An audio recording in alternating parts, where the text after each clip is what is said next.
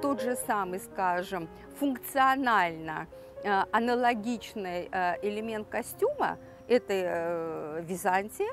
это мафорий, то есть белый плат, который женщины накидывали на себе на голову. Кроме мафория византийского, мы знаем, что в Древней Греции, то есть античные времена, женщины точно так же накидывали на себя, и это были белые покрывала, накидывали на себя такие головные большие покрывала, которые свидетельствовали о том, что это не рабыня,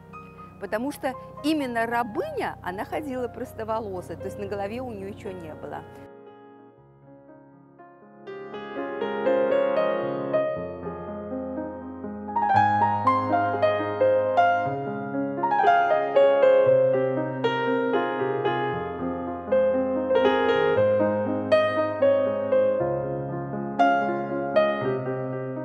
Мы видим вот это вот прослеживание традиций, начиная с античного времени, когда благородные женщины, не рабыни или не женщины свободного поведения, они обязательно должны были иметь, и причем это большей частью был головное такое покрывало, которое было большей частью именно белого цвета.